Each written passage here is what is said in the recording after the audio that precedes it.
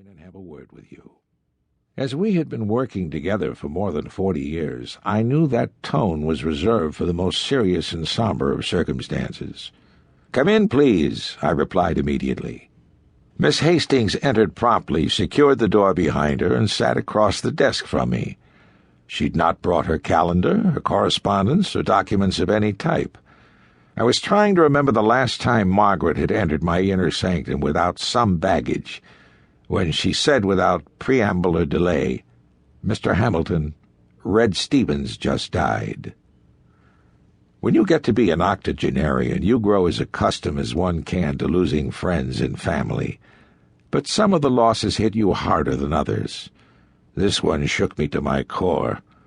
Amid all of the emotions and memories that flooded over me, I realized that I would have to do what Red would expect of me, which was simply to do my job. I shifted into my lawyer mode and told Miss Hastings, "We will need to contact all of the family members, the various corporate boards and business interests, and be ready to control the media circus that will begin any minute." Miss Hastings stood up and said, "I'll handle everything." She quickly walked to the door and then hesitated a moment. After an uncomfortable pause during which I realized Margaret Hastings and I were crossing that line that divides professional and personal, she said quietly, "Mr. Hamilton, I'm sorry for your loss." Miss Hastings closed the door and left me alone with my thoughts. 2 weeks later, I found myself at the head of our massive conference table with all of Red Stevens' various relatives gathered around. The feeling of anticipation, bordering on greed, was almost a physical presence in the room. Knowing Red's feelings toward the majority of his relatives, I knew he would want me to prolong their misery as long as possible. Therefore, I had Margaret offer everyone coffee, tea, or soft drinks, along with anything else she could think of. I scanned and rescanned the voluminous documents before me and cleared my throat multiple times. Finally realizing that I was stretching the bounds of propriety, I rose to my feet and addressed the motley assemblage. "Ladies and gentlemen, as you know, we are here to read the last will and testament of Howard Red Stevens. I realize that this is a difficult time for all of us, and that our personal losses individually far outweigh any legal or financial concerns we might have this morning." I knew that wherever he was, Red would enjoy the irony. "I will dispense with the preliminaries, the boilerplate, and the legalese, and will go directly to the issues at hand. Red Stevens was a very successful man in every sense of the word. His bequests are much as Red was himself, very simple and straightforward. I drew up this revised will for Mr. Stevens just over a year ago on his 75th birthday.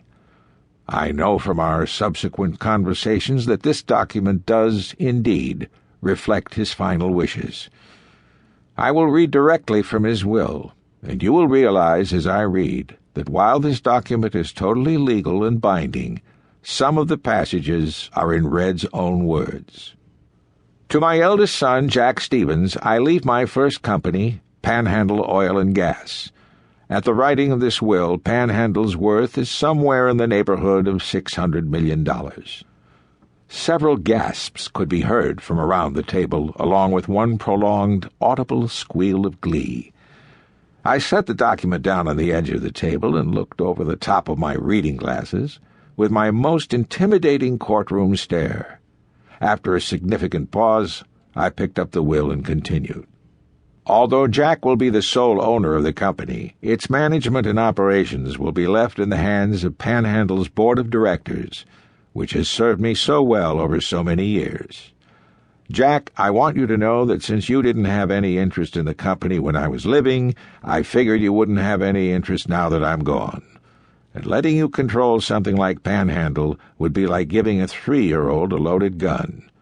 I want you to know that I've instructed Mr. Hamilton to write this will in such a way that if you fight for control or hinder the board or even complain about the nature of my bequest to you, the entire ownership of Panhandle Oil and Gas will immediately go to charity."